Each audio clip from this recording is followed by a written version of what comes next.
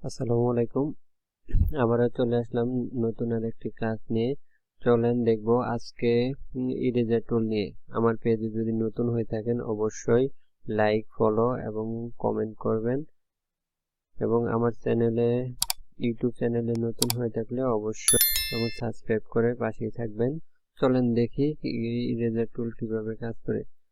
দেখি এভাবে একটা লিপস টুল নিলাম। এটাকে যদি আমরা কোনো সাইড থেকে বাদ দিতে চাই তখন এই যে ইরেজার টুল দিয়ে এই যে এটাকে মুভ করে দিতে পারবো। দেখেন একটা শেপ তৈরি হয়ে গেল।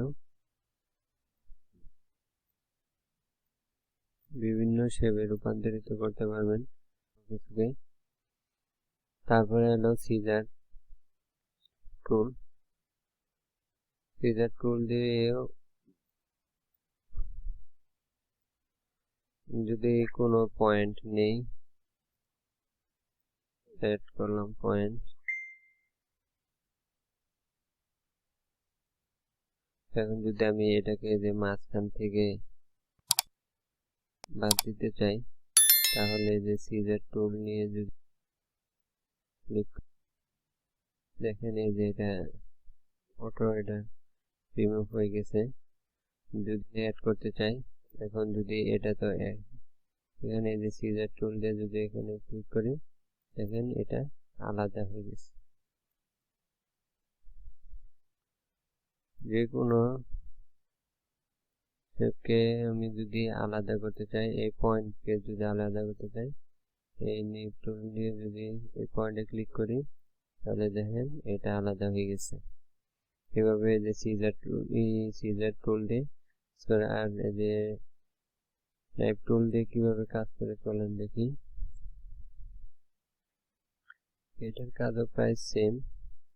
আমি একটা শেপ নিলাম, এটাকে যদি আমি এই টুল দিয়ে এই লাইন বরাবর কাটি দেখেন এটা আলাদা হয়ে গেছে, দুইটা অর্ধেক।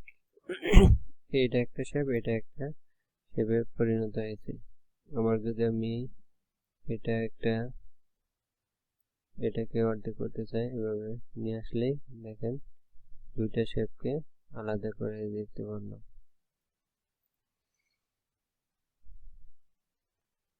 এভাবেই এই টুলগুলো কাজ করা হয়। ভিডিওটি ভালো লাগলে অবশ্যই লাইক, কমেন্ট, শেয়ার করতে ভুলবেন না। আমার চ্যানেলে নতুন হয়ে থাকলে সাবস্ক্রাইব করবেন। ফেসবুক পেজ থেকে ভিডিওটি দেখলে লাইক, ফলো এবং শেয়ার করতে ভুলবেন না। সবাইকে ধন্যবাদ। আসসালামু আলাইকুম।